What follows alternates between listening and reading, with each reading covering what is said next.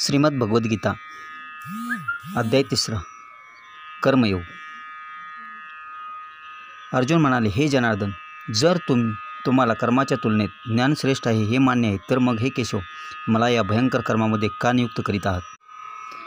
तुम्ही मिश्रित वाक्य बोलून माझ्या बुद्धीला मोहित करीत आहात, म्हणून अशी एक गोष्ट निश्चितपणे मला सांगा की ज्यामुळे माझे कल्याण होईल. श्री भगवान म्हणाले, हे निष्पाप, ही 2 प्रकारची निष्ठा यापूर्वी मी सांगितलेली आहे. यापैकी सांख्ययोगी यांची निष्ठा ज्ञानयोगाद्वारे आणि योगी यांची निष्ठा कर्मयोगाद्वारे होते. मनुष्य न कर्माचा आरंभ केल्याशिवाय निष्कर्माला म्हणजेच योगनिष्ठेला प्राप्त होतो आणि न कर्माच्या केवळ त्यागाने सिद्धी म्हणजेच सांख्यनिष्ठेला प्राप्त होतो. निसंशय कोणताही मनुष्य कोणत्याही काळी कर्म केल्याशिवाय क्षणभरही राहू शकत नाही, कारण संपूर्ण मनुष्य समुदाय प्रकृती निर्मित गुणाद्वारे प्राप्त झालेले कर्म करण्यासाठी बांधला गेलेला असतो. जो मूर्ख बुद्धीचा मनुष्य हठपूर्वक वरवर समस्त इंद्रियांना ताब्यात ठेवून मनातून त्या इंद्रियांच्या विषयांचे चिंतन करीत असतो, त्याला मिथ्याचारी अर्थात ढोंगी म्हटले जाते. परंतु हे अर्जुना, जो मनुष्य मनाद्वारे इंद्रियांना ताब्यात ठेवून अनासक्त होऊन समस्त इंद्रियाद्वारे कर्मयोगाचे आचरण करण्यास आरंभ करतो, तो श्रेष्ठ होय. तो शास्त्रविहित कर्तव्य कर्म कर, कारण कर्म न करण्यापेक्षा कर्म करणे श्रेष्ठ आहे आणि कर्म न केल्याने तुझा शरीर निर्वाहसुद्धा सिद्ध होणार नाही. यज्ञाच्या निमित्ताने केल्या जाणाऱ्या कर्माव्यतिरिक्त दुसऱ्या कर्मामध्ये कार्यरत होणाराच हा मनुष्य कर्माने बांधला जातो. म्हणून हे अर्जुना, तू आसक्तीरहित होऊन त्या यज्ञाच्या निमित्तानेच चांगल्या प्रकारे कर्तव्य कर्म कर. प्रजापती ब्रह्मदेवाने कल्पाच्या आरंभी यज्ञासहित सृष्टीची रचना करून प्रजाजनांना सांगितले की तुम्हा लोकांची या यज्ञाद्वारे वृद्धी हो आणि हा यज्ञ तुम्हा लोकांना इच्छित सुख प्रदान करणारा हो.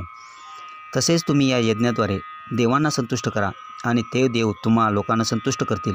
अशा प्रकारे निस्वार्थ भावाने एकमेकांना उन्नत करून तुमचे परमकल्याण होईल. यज्ञाद्वारे संतुष्ट झालेले देव तुम्हाला काहीही न मागता इच्छित सुखभोग देतील. त्यांनी दिलेल्या भोगांना जो पुरुष त्यांना न देताच उपभोगतो, तो खरोखर चोरच आहे. यज्ञातून शिल्लक राहिलेले अन्न खाणारे श्रेष्ठ पुरुष सर्व पापामधून मुक्त होतात आणि हे जे पापी लोक स्वतःच्या शरीराचे पोषण करण्यासाठीच अन्न शिजवतात, ते तर पापच खातात. सर्व प्राणी अन्नापासून उत्पन्न होतात. अन्नाची उत्पत्ती पावसापासून होते. पाऊस यज्ञामुळे पडतो आणि यज्ञ विहित कर्मापासून उत्पन्न होणार आहे. कर्मसमुदाय तू वेदापासून उत्पन्न होणारा व वेद अविनाशी परमात्म्यापासून उत्पन्न होणारा समज. यातून सिद्ध होते की सर्वव्यापी परमाक्षर परमात्मा सदैव यज्ञामध्ये प्रतिष्ठित असतो. हे पार्था, जो पुरुष या लोकी अशा प्रकारे परंपरेने प्रचलित असणाऱ्या सृष्टीचक्राला अनुसरून वागत नाही, अर्थात शास्त्रानुसार कर्मे करीत नाही, तो इंद्रिय सुखात निमग्न पापी पुरुष व्यर्थच जीवन जगतो. परंतु जो पुरुष आत्म्यात रममान आणि आत्म्यातच तृप्त किंवा आत्म्यातच संतुष्ट, त्याच्यासाठी कोणतेही कर्तव्य कर्म राहत नाही. त्या महापुरुषाचे या विश्वात कर्म करण्याचे प्रयोजन नसते आणि कर्म न करण्याचे प्रयोजन नसते. तसेच सर्व प्राणिमात्राशी यांचा यत्किंचितही स्वार्थाचा संबंध नसतो. म्हणून तू निरंतर आसक्तीरहित होऊन सतत चांगल्या प्रकारे कर्तव्य कर्म करीत राहा, कारण अनासक्त पुरुषच कर्तव्य कर्म करीत असता परमात्म्यास प्राप्त होतो. जनकादी ज्ञानीपुरुषसुद्धा आसक्तीरहित कर्माद्वारेच परमसिद्धीस प्राप्त झाले आहेत. म्हणून लोकसंग्रहाचा विचार करून तू देखील कर्म करणे योग्य आहे. श्रेष्ठ पुरुष जे जे आचरण करतो, अन्य पुरुषही त्याचप्रमाणे आचरण करतात. जो काही आदर्श लोकापुढे ठेवतो, त्यानुसारच सर्व मनुष्य समुदाय कार्य करू लागतात. हे अर्जुना, मला या तिन्ही लोकात कोणतेही कर्तव्य नाही आणि कोणतीही वस्तू अप्राप्त नाही, तरीसुद्धा मी कर्मच करीत असतो. कारण हे पार्थ, जर कदाचित मी सावधपणे कर्म केले नाही तर मोठी हानी होईल, कारण मनुष्य सर्व प्रकारे माझ्याच मार्गाचे अनुकरण करतात. म्हणून जर मी कर्म केले नाही तर सर्व लोक भ्रष्ट होऊन जातील आणि मी वर्णसंकरित प्रजा निर्माण करणारा होईन, तसेच या समस्त प्रजेचा घात करणारा होईन. हे भारता, कर्मामध्ये आसक्त असलेले अज्ञानी लोक ज्याप्रमाणे कर्म करतात, अनासक्त विद्वानांनीसुद्धा लोकसंग्रहास्तव त्याचप्रमाणे कर्म करावे. ज्ञानीपुरुषांनी शास्त्रविहित कर्मात आसक्ती असणाऱ्या अज्ञानी लोकांच्या बुद्धीत भ्रम अथवा त्यांच्या कर्मामध्ये अश्रद्धा उत्पन्न करू नये. उलट स्वतः चांगल्या प्रकारे शास्त्रविहित संपूर्ण कार्य करून त्यांच्याकडूनही तसेच करून घ्यावे. वास्तविक पाहता सर्व कर्मे प्रकृतीच्या गुणाद्वारेच केली जातात. तरीसुद्धा ज्याचे अंतःकरण अहंकाराने मोहित होत आहे असा अज्ञानी मी करता आहे असे म्हणतो. परंतु हे महाभाऊ, गुणविभाग आणि कर्मविभागाचे तत्त्व जाणणारा ज्ञानीपुरुष सर्व गुणांमध्येच रत आहेत असे समजून त्यामध्ये आसक्त होत नाही. प्रकृतीच्या गुणांनी अत्यंत मोहित झालेले लोक गुण व कर्मामध्ये आसक्त असतात. त्या पूर्णपणे समज नसलेल्या मंदबुद्धी अज्ञानी लोक ज्ञानीपुरुषाने विचलित करू नये. मज अंतर्यामी परमात्म्यामध्ये संलग्न चित्ताद्वारे सर्व कर्मे मलाच अर्पण करून आशारहित, ममतारहित आणि संतापरहित होऊन युद्ध कर. जे लोक दोषदृष्टीरहित आणि श्रद्धेने युक्त होऊन माझ्या या उपदेशाचे सतत अनुसरण करतात ते सुद्धा सर्व कर्मापासून मुक्त होऊन जातात.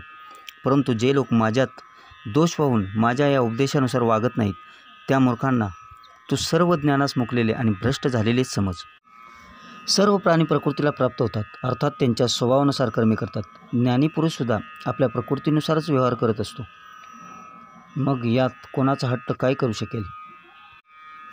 प्रत्येक इंद्रियांच्या भोगात अर्थात सर्व इंद्रियांच्या भोग्य विषयात स्थित जी प्रीती आणि जो द्वेष आहे मनुष्याने त्या दोहोंच्या अधीन होऊ नये, कारण ते दोन्हीही मनुष्याच्या कल्याण मार्गात विघ्न आणणारे महान शत्रू आहेत. उत्तम रीतीने आचरलेल्या परधर्मापेक्षा गुणरहित असला तरी स्वधर्मच अतिउत्तम कल्याणकारक आहे. स्वधर्मात मरणे देखील कल्याणप्रद आहे व दुसऱ्यांचा धर्म भीतीदायक आहे. अर्जुन म्हणाला, हे कृष्ण, तर मग हा मनुष्य स्वतःची इच्छा नसतानाही बळजबरीने लादल्याप्रमाणे कोणामुळे प्रेरित होऊन पापाचे आचरण करतो. श्री भगवान म्हणाले, रजोगुणापासून उत्पन्न झालेला हा कामविकारच क्रोध आहे. हा अग्नीप्रमाणे भोगाने तृप्त न होणारा महापापी आहे. यालाच तू या विषयामध्ये वैरीच समज. ज्याप्रमाणे धुराने अग्नी आणि धुळीने आरसा झाकला जातो किंवा ज्याप्रमाणे गर्भाशयाने गर्भ झाकला जातो तसेच त्या कामाद्वारे हे ज्ञान आच्छादित केले आहे. आणि हे अर्जुना, या अग्नीप्रमाणेच कधीही तृप्त न होणाऱ्या कामरूपी ज्ञानवंताच्या नित्यवैर्याने ज्ञानाला झाकून टाकले आहे. इंद्रिये, मन आणि बुद्धी ही सर्व याची निवासस्थाने म्हटली जातात. हा काम या मन, बुद्धी आणि इंद्रियाद्वारेच ज्ञानाला आच्छादित करून जीवात्म्याला मोहित करतो. म्हणून हे अर्जुना, तू प्रथम इंद्रियांना वश करून या ज्ञान आणि विज्ञानाचा नाश करणाऱ्या महापापी कामाचा बलपूर्वक नाश कर. इंद्रियांना स्थूल शरीरापेक्षा श्रेष्ठ, बलवान आणि सूक्ष्म म्हटले जाते. या इंद्रियांच्या पलीकडे मन आहे, मनाच्या पलीकडे बुद्धी आहे आणि जो बुद्धीच्या अत्यंत पलीकडे आहे तोच आत्मा आहे. अशा प्रकारे बुद्धीच्याही पलीकडचा अर्थात सूक्ष्म, बलवान व अत्यंत श्रेष्ठ अशा आत्म्याला जाणून व बुद्धीद्वारे मनाला वश करून हे महाभाऊ, तू या कामरूपी अजंकी शत्रूला समाप्त कर. अशा प्रकारे उपनिषद, ब्रह्मविद्या आणि योगशास्त्ररूपी श्रीमद्भगवद्गीतेच्या श्रीकृष्ण अर्जुन संवादात कर्मयोग नामक 3रा अध्याय समाप्त झाला.